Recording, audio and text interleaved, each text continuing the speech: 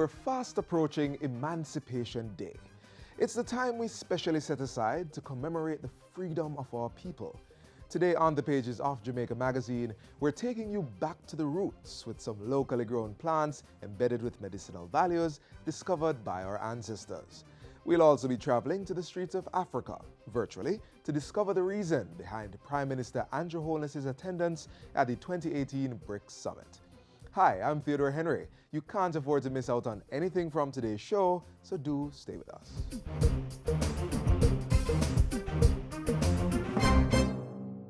The National Task Force Against Trafficking in Persons observes Trafficking in Persons Week, July 22 to 28, under the theme From Victim to Survivor, The Hard Road to Recovery. The first international conference on human trafficking will be held at Milia Bracco Trelawney, July 25 and 26, with 120 delegates and presenters from the local and international community. You too can join us on Facebook at Loop Jamaica, Twitter at min_of_justice, and Instagram at Loop Jamaica to benefit from the presentations and participate in the discussions. Join Jamaica's campaign to eradicate human trafficking. Spot them, stop them, report them. A message from the National Task Force Against Trafficking in Persons.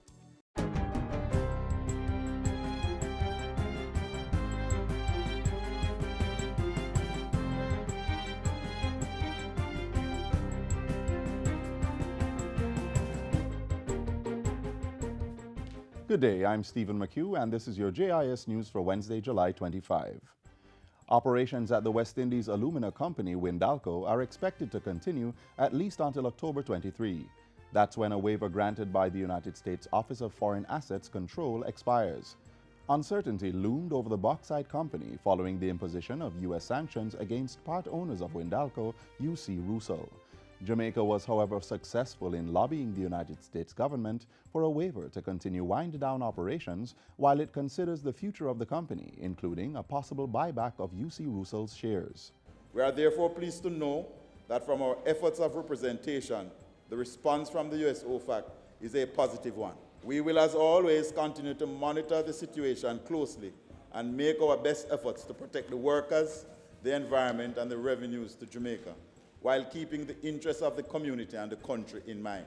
Transport and Mining Minister Robert Montego gave the update during Tuesday's sitting of Parliament. In a letter dated July 18, the U.S. government agreed to the waiver, allowing Windalco to purchase supplies to sustain its operations and conduct business with banks and their intermediaries. This will allow the 1,200 workers at the Ewerton plant to keep their jobs. We acknowledge that it is not the long-term solution, but a positive step in the right direction. We continue to make our best efforts to ensure that Windalco operations remain open and continue to make their positive contribution to the economy. Tax Administration Jamaica, TAJ, has implemented several strategies to increase property tax collections. Property tax compliance for the first quarter of 2018-2019 reveals more work needing to be done to achieve the annual target of $10 billion. During April to June 2018, just over $3.7 billion was paid by property owners. That's slightly more than the $3.6 billion collected in the same period last year. TAJ's Commissioner General Ainsley Powell says the establishment of property tax compliance teams working directly with local government officers is among its measures to encourage more payments. A special compliance improvement project which monitors large taxpayers, accounting for approximately 10,000 clients, is one other strategy recently implemented. Those are some of the key things that we are trying to do at TAJ to assist in how do we get this partnership to be as robust to meet the target. The TAJ is also regularly reviewing its payment channels and strengthening its online, inline, and mobile collection methods. Last year, property tax collection came in at about 88% of the overall $9.6 billion target. Jamaica has pledged to use its share of CARICOM to lobby members on ensuring that the University of the West Indies remains a viable institution. The regional institution, which is partly funded by CARICOM member states, is owed over $20 million. The debt was acknowledged by the group, and plans are now advanced to have it addressed. We must always recognize that to maintain the institution of higher learning is critical to our long-term development.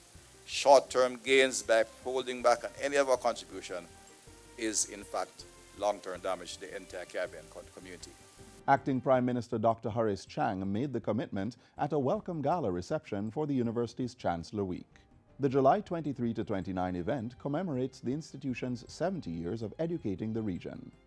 15,000 young people will be trained for high-level jobs in the business process outsourcing BPO sector over the next 3 years. Appreciate that the skills areas are the areas that are most important now. Why are they most important now? Because technology is replacing the easy-to-do areas. The Education State Minister was speaking at a recent youth enrichment program consultation on crime and violence held at the Sea Gardens Hotel in Montego Bay. The program is a collaboration between the Ministries of Education and National Security. It aims to remove the stigma associated with inner-city youth by providing an opportunity for them to gain a skill, employment, or to continue their education. Young mothers in rural communities will now benefit from the additional resources at the Women's Center of Jamaica Foundation. 3 outreach stations have been upgraded to main centers. The Junction Outreach in St. Elizabeth has become the Junction Center. The Denby Outreach in Clarendon has become the Denby Center. The Foundation's Executive Director, Dr. Zoe Simpson, was addressing its 40th anniversary Long Service Awards ceremony in New Kingston recently. Dr. Simpson says the upgrading of these 3 outreach posts brings the number of main centers across the island to 10 and outreach stations to 8. She says the medium and long-term plan of the Foundation is to upgrade the remaining 8 outreach centers to main center status before its 50th anniversary. And finally, Jamaica and Namibia have agreed to pursue cooperation between their ports. The countries made the pledge during Prime Minister Andrew Holness's tour of Namibia's largest port, Namport, on Tuesday. Mr. Holness has also met with the Jamaican and Caribbean diaspora in Namibia. The southern African country is the first stop on his assignment to the African continent. The Prime Minister is slated to participate in the 10th BRICs Summit being held in Johannesburg, South Africa from July 25 to 28. BRICs is an acronym for a grouping of the world's emerging economies, namely Brazil, Russia, India, China, and South Africa. And that's it for JIS News Today. I'm Stephen McHugh. Thanks for watching.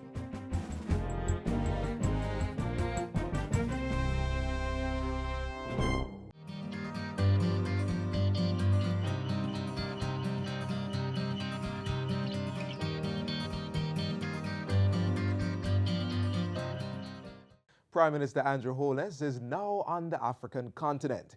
He's expected to make a stop in South Africa for the 2018 BRICS Summit. What's that, you may ask? Get the facts.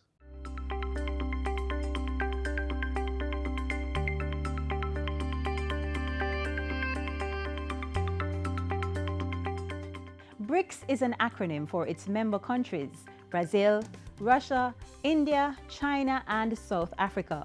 Together, the 5 countries represent a significant portion of the world's population, landmass, and gross domestic product, GDP. The BRICS grouping includes developing and newly industrialized countries. China is the world's 2nd largest economy. India is home to 10 of the 30 fastest growing urban areas in the world, with an ever-expanding middle class. Straddling both the European and Asian continents, Russia is the largest country in the world. Energy and iron-rich Brazil has the world's 6th largest economy and is the largest country in both South and Latin America. And South Africa is the most influential country on the African continent. Combined, the grouping is having increasing influence on global affairs.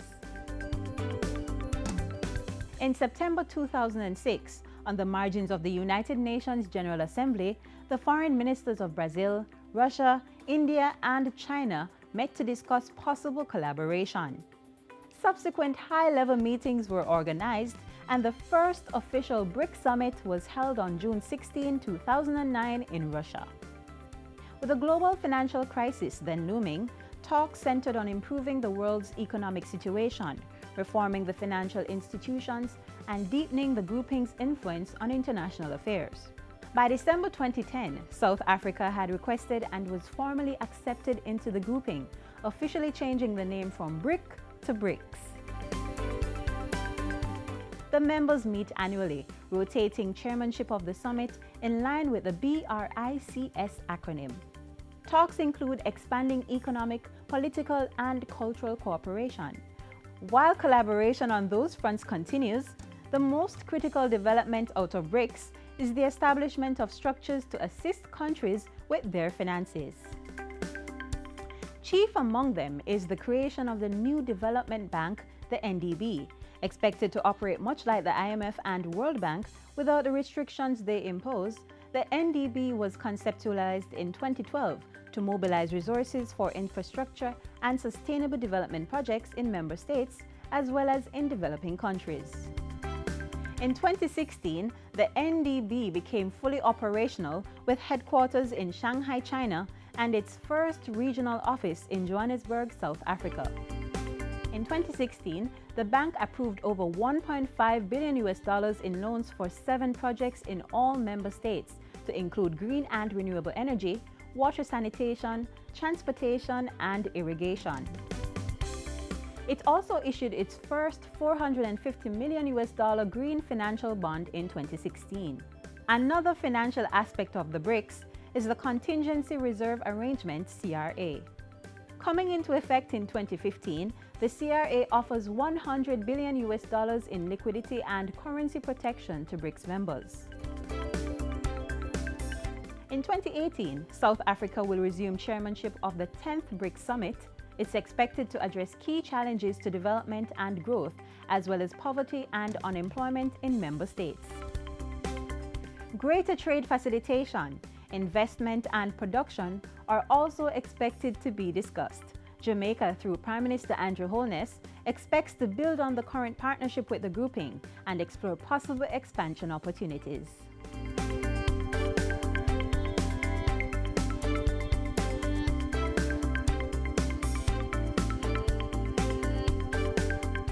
Protect Jamaica, plant your grass. Help us become more resilient to climate change impacts. Protect Jamaica, plant a tree. It improves the island's national biodiversity. Trees may be fruit, ornamental, or timber, but must be native or suitable to the area's natural landscape. Join the Jamaica Million Tree Campaign and help to plant 1 million trees by June 30, 2019. This is a call to action by the National Environment and Planning Agency. You know, there was a time, not so long ago, whenever you had a stomachache or you needed a remedy for facial cleansing, you'd probably hear your grandparents say something like, "Let's drink some bush tea, man." Don't mind the accent. But with the deepening of our global economy, this practice is slowly changing. But it doesn't dismiss the fact that there is medicinal value in many of the plants found right in our backyards. Here's a reminder, lest you forget. Necessity is the mother of invention, and we had to find a way to survive. And so for the plants, the natural gift of the Creator, we could rely on it to guide us into what we needed to do. I didn't know about Fenzik and your pharmaceutical things. I know about bush. So if I had a headache, I knew as a child that I should use the leaves of 3 mackerel bush and a piece of cloth and tie it on my head, and the pain would go. The use of herbs as medicine. While this age-old practice has been overlooked by many, the Institute of Jamaica saw it fitting to mount an exhibition on medicinal plants of Jamaica and their uses, bringing to the present the medicinal habits used in the past. So at least 330 plants have been found growing in Jamaica, have been identified as having medicinal value. Of that 334, at least 193 have been assessed for their biochemical activities, and 23 of those are actually endemic plants. Not every plant, though in its natural form is good, is accessible to everybody. And knowing the information about the plant and wanting to get that into the hands of the people, some of our scientists have begun to study extensively some of these plants to see how they can be formulated in such a way so that they can be packaged and be accessible to the public. You just don't wake up and say, "Eureka, I have found it." They would have learned from the people in the community what plants were used for what purpose. So you know all those things in your childhood because they were continually using the plants of nature to assist in what they were doing. Ever since I was a child, my mom always said me go break a piece of bush to make tea if the tea bag run out. But what was I getting out of it? I had no clue. And sometimes people say it worked, some other people say it didn't work. So that's why I really did the research to find out if these plants actually work. So we started only making butterbrush, which is also known as Callistemon viminalis. And then we broadened and we focused on lemongrass. We focused on most of the herbs that are used by native Jamaicans to cure different ailments. In addition to the showcase, students from the Dunrobin, Chetola Park, and the Rollington Town primary schools were scientists for a day as they participated in one of the institution's monthly and afternoon with a scientist sessions. Modeled around the Ministry of Education's academic calendar, the mandate of the program is to expose students to and encourage an appreciation for different disciplines of science through fun-filled scientific activities. I've been promoting entrepreneurship, especially in the medicinal plant industry. So one of the things I do is to give back. So I volunteer even at my children's school. We have an entrepreneurial club where I teach them to make different products from plants. I learned that they can use herbs to make soap. It was very exciting because I got to see what dangerous chemicals they use in it and how is it correct to go on the skin. First, we had to put some coconut oil in like a metal cup. Then we had to put shea butter in it and melt it. And then we put it in sodium hydroxide. And it was very, very, very hot. I spilled it a couple times, but it was okay, just a little clean up. And it began to get thick, so I was like, what should I do now? And she was like, just mix it, it's normal. And then we got to put what we want in there. I put charcoal in there, and then I made a swirl in the mold. It was a very good experience. I'm so happy our students were able to participate in the activity held here at the Institute, where they learn more about medicinal plants. I believe it's very important for them to know that the plants that are found right there in their backyards can be used for healing of ailments that they'll have, the common cold, whatever the ailment may be. This is what I would like to engage the people in. Go back to their communities and learn how people lived. A generation which came out of slavery could neither read nor write, and yet they were able to contain themselves and to live. We want the students to have some respect for the heritage of this country because it is going to guide you to the future.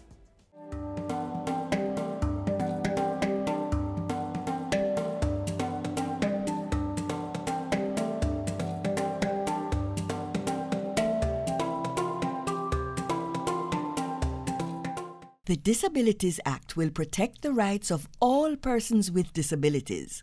And here's a great teaching moment.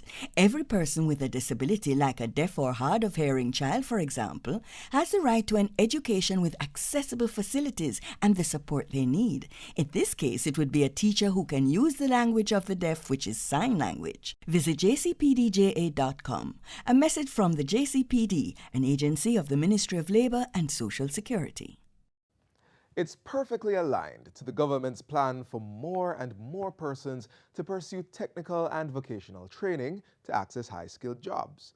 Men from the streets of downtown Kingston are using their hands to showcase their skills through the manufacturing and production of furniture. For your household furnishing and decorative pieces, local artisans can fulfill your desires. From the bedroom to the dining area, your entertainment room, and even your walls. Exquisitely designed pieces that will make your guests wish they could stay.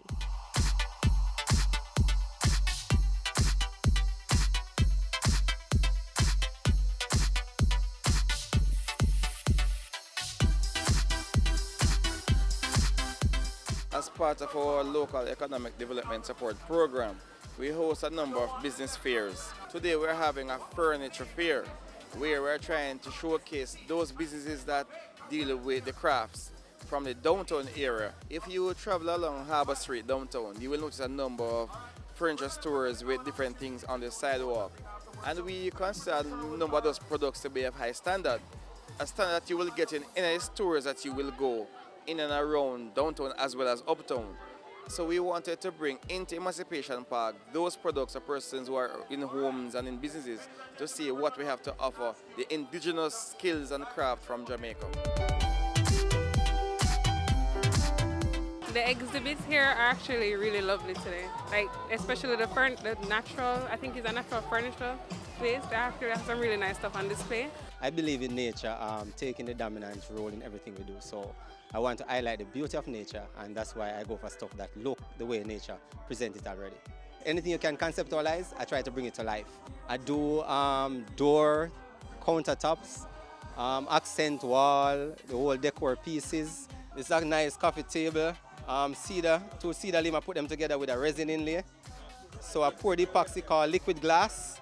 Yeah, I love to work with that to create the binding, but it also comes with a lighting underneath it to really illuminate the whole thing in the night. Another piece of the same cedar tree. If you notice how the termite heat it out, but I treat them to ensure that nobody have termite in their home. However, it's the termite in it that causes the different looks, the rotten area. They heat it out, but when you put a finished touch to it, it's gonna come out beautiful. So my beauty is what you consider to be ugly and distorted. I just bring a little beauty touch to it. This is actually is a dinner table for about 3 or 4 chairs. Put a little piece of nature to it. So it comes with a wood roots of a orange tree, and it's also a guango base and a guango top. These wall pieces are what a Jamaican famous wood called logwood. Growing up in the country, I always love it, so I bring some little touch to it to finish them, but it's all natural. Uniwick has been around for over 25 years. We manufacture wicker, rattan, and we also do fully upholstered furniture. The wicker industry right now, the importation is giving us a beating right now, to be honest. Right? So customers are normally going for the plastic furniture, but we're coming to durability. The wicker is the way to go. So we'll normally recommend, and we're saying to the customers, the plastic furniture normally ends back up to me because it cannot take the rain and it cannot take the sun. So it comes back to me to cut it off and put on the wicker.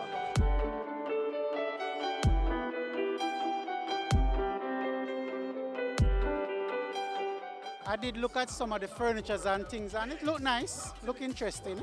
We sell furniture, mainly beddings and living room items. Once it's made from wood, we make it. What we have here on display now are made from maho. That's a national wood. Purchase of maho from the people who cut it. You can purchase from the forestry department. We use the maho, we use the Spanish elm, cedar, and mahogany. Those are what we mainly use. They are more comfortable working with, and they give you a proper finish, lasting, life-lasting products you get from them.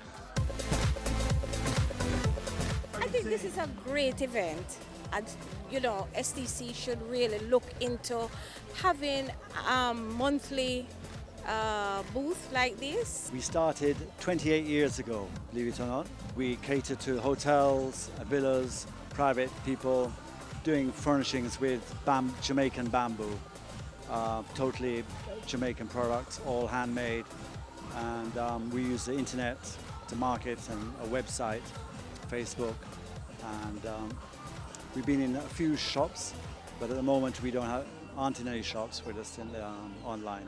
I was showing you our bath rack earlier, and we do pendant lamps, cluster lamps, every type of lamp you can think of, ladders, shop fixtures for hanging clothes, displaying shoes, as well as your regular furniture, bedside tables. Bamboo itself is one of the most environmentally friendly plants, so by cutting bamboo down, you're actually you're increasing the growth of bamboo and takes out carbon dioxide out of the air and it's good for the environment. Plus, it's a very strong material, so it's very durable. And in places like by the sea, it doesn't rust. So we use bamboo dowels, no nails and things like that, so no rusting. We also create very comfortable designs. So everything is designed for luxury, comfort, put your legs up, get back, you know? I saw this piece from a mile. It's like a city. Looks like a city, you can see. The buildings, the road, you know, some of the other buildings. But I want it for my studio. And it represents like naturalness. So I'm gonna put these pieces in my studio. I have on display abstract pieces. Abstract pieces on canvas, paper, and PVC. The colors here today are based on PVC material, canvas, as well as paper. And they are colors inspired by people around me, my family, my son, my wife. So yeah, they are bright colors. Buy local, because we have tremendous products locally, and when we buy local, we provide the bread for more than one of us, yeah? So we need to grow our economy, and the best way to grow our economy is to buy local.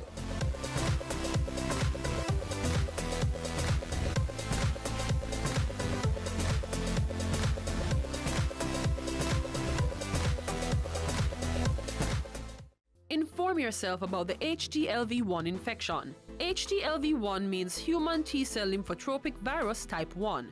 It's not the AIDS virus, but they are contracted in a similar fashion.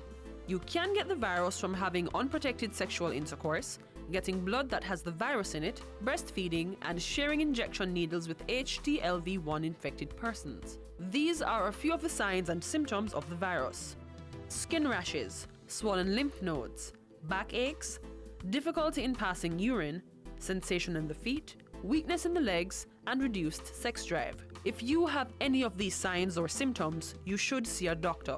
For further information, please contact the HTLV Project, Department of Pathology at the University of the West Indies, Mona, Kingston 7 at 977-1958 or 927-1620-9.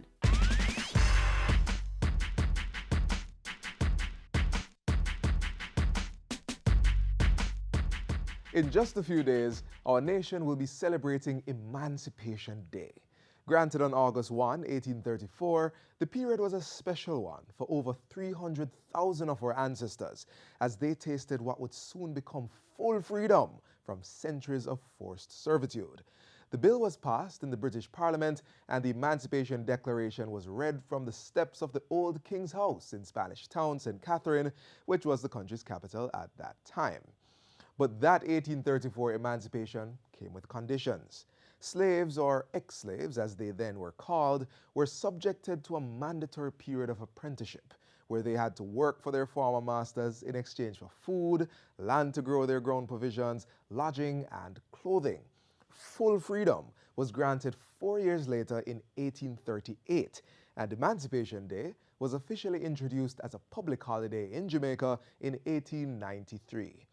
And for the freedom that our foreparents have fought so hard to achieve, let us continue the collective work in helping to make our country be the place of choice to live, work, raise families, and do business freely.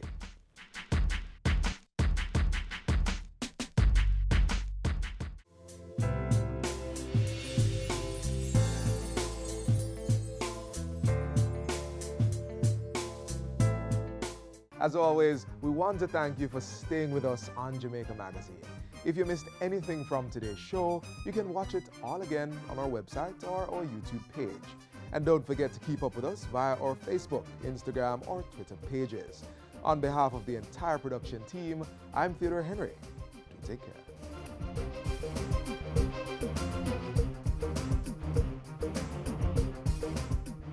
This has been a production of the Jamaica Information Service, the voice of Jamaica.